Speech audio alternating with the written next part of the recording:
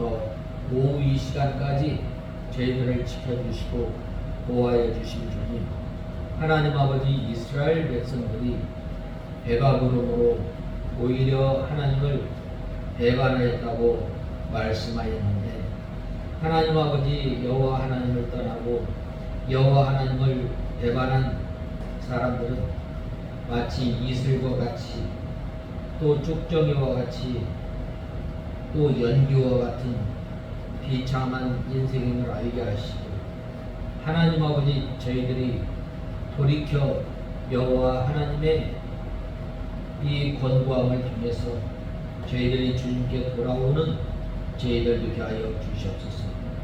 하나님 아버지, 그러한 인생들을 하나님 아버지, 저희들을 값주고 사셔서 우리의 모든 죄악을 용서하여 주셨던 것처럼, 하나님 아버지, 범죄하고 또 타락한 이스라엘 백성들을 주님께서 소송시켜 주셨는데, 저희들이 이 구속의 은혜를 잊지 않고 날마다 두렵고 떨림으로 구원을 이루어 나가며 주님과 동행하는 삶을 살아가는 저희들 되게 하여 주시옵소서. 하나님 아버지, 이 시간 말씀을 듣고자 합니다. 성령 하나님께서도 이 시간 저희들 가운데 역사하시고, 하나님 아버지, 저희들을 주님의 진리 가운데로 인도하여 주시옵소서. 예수님의 이름으로 기도드리옵나이다. 아멘. 하나님의 말씀은 이사야 27장 7절에서 13절 마지막 절까지 공독해 올리겠습니다.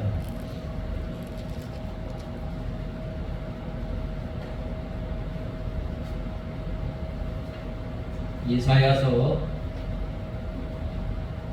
27장 7절에서 마지막 절까지, 주께서 그 백성을 치신 것이 그 백성을 친 자들을 치신 것과 같았겠으며, 백성이 죽임을 당한 것 같이 그들을 죽인 자들이 죽임당한 것과 같았겠느냐. 주께서 백성을 적절하게 견책하시고 쫓아내실 때에 동풍 부는 날에 북풍으로 그들을 옮기셨다. 그러므로 이 일로 인하여 야곱의 죄가 용서받았으며 그들의 죄가 제거된 온전한 결실이 될 것이다. 주께서 제단들의 모든 돌들을 산산 조각난 석회석 같게 하실 때 아세라 우상이나 분향단들을 다시 세우지 못할 것이다. 견고한 성읍은 적막해지며 거주지는 황폐해지고 광야같이 버려질 것이다. 송아지가 거기서 먹고 거기 누우며 그 나무가지를 먹어 치울 것이다. 그 가지들이 말라 꺾어지면 여자들이 와서 그것들을 불사를 것이다. 이들은 지각 없는 백성이므로 그들을 만드신 분이 불쌍히 여기지 아니하시며 그들을 조성하신 분이 은혜를 베풀지 아니하실 것이다. 그날이 이를 것이니 유브라테스의 수로에서 이집트의 강에 이르기까지 여호와께서 마치 곡식을 떠는 것 같이 이스라엘 자손 너희를 하나하나 모으실 것이다. 그날에 큰 나팔 소리가 울고 아시리아 땅에서 멸망당하는 사람들과 이집트 땅에서 쫓겨간 사람들이 돌아와 예루살렘의 거룩한 산에서 여호와께 경배할 것이다. 오늘 7절에서 17절에 보면 여호와 하나님께서 이스라엘 백성들을 견책하실 것을 말씀하였습니다. 그 다음에는 이 12절에서 13절에 보면 다시 하나님께서 이스라엘 백성들을 모으실 것에 대해서 이스라엘 백성들의 회복에 대해서 말씀하셨습니다. 하나님께서는 이스라엘 백성들이 하나님 앞으로 돌아올 것을 권면하고 있습니다. 이스라엘 나라가 이 남쪽과 북쪽이 나눠짐으로 인해서 이 북쪽은 이 보면은 악한 왕의 길을 계속해서 쫓아간 것을 보게 됩니다. 여로보암의 길을 행하였고 또 남쪽은 솔로몬의 이 다윗의 길을 걸어갔던 사람들입니다. 이스라엘 백성들은 북쪽 이스라엘은 하나님을 섬긴다고 하였지만 또 이 우상과 겸하여 섬겼던 것입니다. 오늘날 이 믿는 사람들 가운데서도 이 하나님의 말씀을 온전히 붙들고 믿음 생활을 하는 사람이 있는가 하면 또 한편의 부류는 하나님을 믿으면서 또 세상과 짝하며 믿는 사람이 있습니다. 이 먼저 7절에 보면 주께서 그 백성을 치셨은즉 그 백성을 친 자들을 치심과 같겠으며 백성이 살육을 당하였은즉 백성을 도륙한 자의 살육을 당함과 같겠느냐라고 말씀하고 있습니다. 하나님께서는 자기 백성들을 징계하십니다. 왜 징계하세요?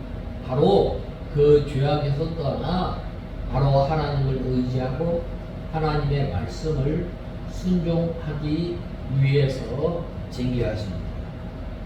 하나님의 백성을 친 원수를 징계함 같이 하지 않겠다는 것입니다.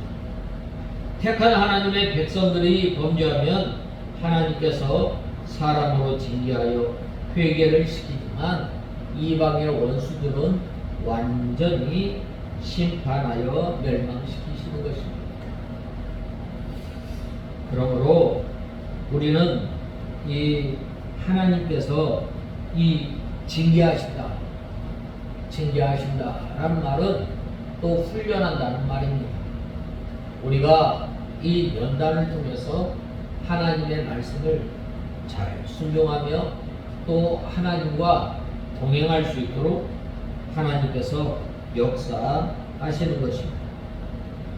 8절에 보면 주께서 백성을 적당하게 견책하사 쫓아내실 때에 동풍 부는 날에 폭풍으로 그들을 옮기셨느니라 라고 말씀하고 있습니다.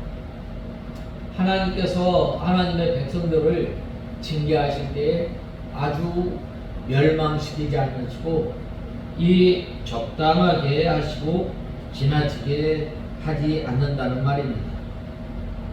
동풍 부는 날에 폭풍으로 그들을 옮기셨느니라 라고 하였는데 동풍은 해롭고 폭풍은 강하지만 얼마 후에 그침을 보게 됩니다. 이처럼 하나님의 징계도 계속되는 것이 아니라 잠시 후에는 멈춘다는 것. 하나님께서 이스라엘 백성들이 범죄하고 나갔을 때에 남유다가 이 바벨론에 의해서 멸망하였을 때 어떻게 하였어요? 하나님의 기간이 있는 거예요. 그 기간 동안은 참고 견디는 거예요. 그 기간 동안에는 하나님 앞에 이 지은 죄를 회개하며 겸손히 낮아져요. 이때 보면은 바벨론으로 끌려간 이후에 바벨론으로 끌려간 이후에 다니엘을 비롯한 믿음의 선진들은 어떻게 했어요? 마치 조상들이 지었던 그 죄를 자기가 지었던 것처럼 하나님 앞에 회개하였습니다. 또 모세는 이스라엘 백성들이 범죄하였을 때에 얼마나 안타까운 심령으로 하나님 앞에 이스라엘 백성들을 위해서 기도했겠습니다. 이스라엘 백성들을 이름에서 제할 때에 차라리 이스라엘 백성의 이름을 제하는 것보다 제 이름을 제하여 주시옵소서라고 기도하였던 것입니다.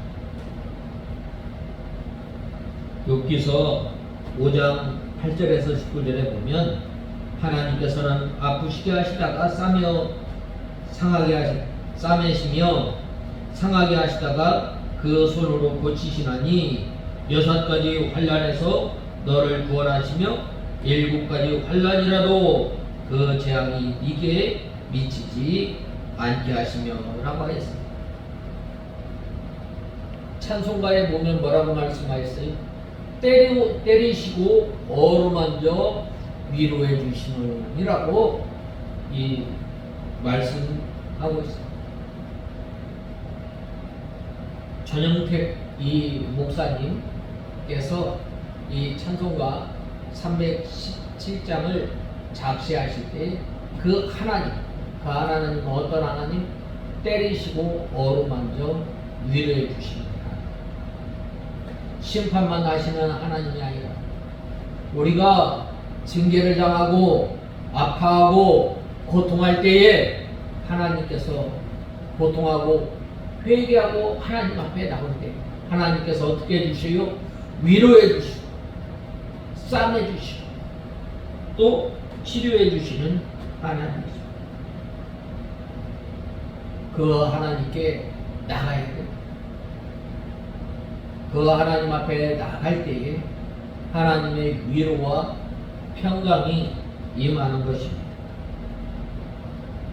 9절에 보면 야곱의 도리가 숙함을 얻었으며 그를 죄 없이 함을 얻은 결과는 이로 인하여 그가 제단의 모든 돌로 부서진 횃돌 같게 하며 아세라와 태양상으로 다시 서지 못하게 함에 있는 것이라 라고 하였습니다. 이스라엘 백성들이 징계를 받은 후에 하나님께 돌아오면서 과거에 자기가 섬겼던 이 제단의 돌들을 다 부서뜨리고 또 아세라와 태양상을 없애버리고 다시 세우지 않을 때에 그들의 죄를 사해 주신다라고 말씀하고 있습니다. 우리가 이 하나님 앞에 어떻게 돼요? 손을 깨끗하게 해야 돼요. 창세기 35장에 보면 이 야곱의 이 아들, 셋째 아들 누구예요? 레위가 그 세겜 사람들을 레위를 비롯하여서 이 야곱의 아들들이 이 디나의 이 성폭행 당한 것을 복수하였는데 어떻게 하였어요? 이 남자들 보면은 이 생식기에 이 보면은 이 할례를 향하게 하였어요. 할례를 향하였을 때 한 3, 4일쯤 되면 얼마나 고통이 심했겠어요. 제대로 움직이지도 못하는 거예요. 그때 가서 이 세겜 족속들을 다 그냥 쓸어버려요. 그래야 했을 때에 이 소식을 들은 근처에 이 부족들이 야곱의 가족들을 이 복수하려고 걸었던 거예요. 그러한 그 위기 가운데에 다시금 이 야곱은 바로 베델로 올라갈 것을 말씀하고 있습니다. 올라갈 때에 우상신상과 귀고리와 또 각종 모든 것을 땅에 묻어버리고 라고 하였습니다. 우리가 하나님 앞에 나올 때에 우리가 지난 한 주간 살아가면서 알고 모르고 지은 우리의 뒤에 하나님의 말씀을 순종한다고 하면서 제대로 순종하지 못하였던 것, 순종함에 있어서 부족한 것들 다 하나님 앞에 내려놓을 때에 바로 어떻게 돼요? 사죄에 또 죄 용서함의 은혜를 받게 되는 거예요. 죄 용서함의 은혜를 받고 바로 기쁜 마음으로 하나님 앞에 나와 예배를 드릴 때에 하나님께서 그 예배를 받으시는 거예요. 그리고 이제는 죄 용서받은 사람들은 다시금 어떻게 돼요? 바로 이 우상들이 서지 못함에 있는 것이라고 말씀하고 있습니다. 또 하나님께서는 범죄한 이스라엘 백성들을 이 견책하시는데, 대저 견고한 성읍은 적막하고 거처가 황무하며 버림이 되어 광야와 같았은즉 송아지가 거기서 먹고 거기 누우며 그 나뭇가지를 먹어 없이 하리라 라고 말씀하고 있습니다. 하나님의 백성을 친 나라들의 견고한 성읍들은 하나님께서 심판하여 황무지가 되게 하고 송아지가 거기서 풀과 나무를 먹게 한다는 것입니다. 이것은 바로 그 나라 존재 여부 완전히 멸망시킨 거예요. 이때 당시에 보면은 아수르나 바벨론 나라 얼마나 강성했어요. 특별히 이 아수르 같은 경우는 세계 역사에 있어서 최초로 쇠로 무기를 만들어서 사용한 나라예요. 전에는 구리로 이렇게 만들어서 무기를 사용하였지만 얼마나 이 쇠 단단한 것으로 이 무기를 만들었으니 얼마나 혁신적인 기술이에요. 그런데 하나님께서 그 이스라엘 백성들을 징계하는 이 징계의 도구로 사용하였던 것입니다. 또 11절에 보면 가지가 마르면 꺾이나니 여인이 와서 그것을 불사를 것이라. 백성이 지각이 없으므로 그들을 지으신 자가 불쌍히 여기지 아니하시며 그들을 조성하신 자가 은혜를 베풀지 아니하시리라 라고 말씀하고 있습니다. 가지가 마르면 이 가지는 생명이 없는 것입니다. 나무에서 이 가지가 잘려나가는 그 순간에 어떻게 돼요? 생명의 역사는 없는 거예요. 죽은 거예요. 요한복음 15장 6절에 사람이 내 안에 거하지 아니하면 가지처럼 밖에 버리워 말라지나니 사람들이 이것을 모아다가 불에 던져 사르느니라 라고 말씀하고 있습니다. 또 여인은 세상을 가리킵니다. 생명이 없는 신자들이 세상에서 매를 맞으면서도 깨닫지 못하고 회개하지 않습니다. 이러한 사람은 하나님께서 불쌍히 여기지 않으시고 은혜를 베풀지 않으십니다. 그러므로 우리 성도는 항상 우리가 이 악은 모양이라도 버리고 또 우리가 죄 지은 것을 가지고 항상 회개해야 합니다. 원통함은 우리가 이 방심부주의함으로 지었던 죄, 우리가 또 하나님의 말씀을 순종하기에 부족하였던 죄, 우리가 연약하여서 지었던 죄, 이러한 죄들을 붙들고 어떻게 원통히 하고 또 우리가 손이 낮아져서 주님 앞에 나와야 합니다. 그래야 할 때에 이 그리스도와 영적 교통을 하며 생명 있는 포도나무가 되어 열매를 많이 맺혀 나가게 됨을 우리는 알아야 합니다. 우리는 이 7절에서 11절에 보면 징계받는 사람의 상태에 대해서 말씀하고 있습니다. 이제 12절에서 13절에 이렇게 곤고한 심령을 하나님께서 어떻게 해주신다고요? 회복시켜 주신다고 말씀하고 있습니다. 먼저 12절에 보면 너희 이스라엘 자손들아 그날에 여호와께서 창이라는 하수에서부터 애굽 시내까지 과실을 따는 것 같이 너희를 일일이 모으시리라 라고 말씀하고 있습니다. 이 말씀은 열국의 포로로 되어갔던 이스라엘 백성들을 하나님께서 불러내어 옛 땅, 약속의 땅으로 돌아오게 할 것을 가리키는 것과 동시에 신약시대에 예수님께서 오셔서 택한 백성들을 세상 모든 나라에서 불러내어 예수 그리스도를 믿음으로 구원을 받게 하신 것입니다. 참 얼마나 감사해요. 이 죄와 허물과 죄로 인하여 또 죽었던 우리를 살려주시고 우리에게 믿음을 허락하여 주셔서 예수 그리스도를 나의 주, 나의 하나님으로 믿고 고백하고 또 우리를 하나님의 자녀로 삼아주신 얼마나 감사해요. 그러므로 우리는 이 구원의 은혜에 늘 감사감격하며 사는 우리가 다 되어야 하겠습니다. 창이라는 하수는 아수르나 바벨론을 가리킵니다. 애굽 시내는 애굽 땅을 가리킵니다. 이것은 이제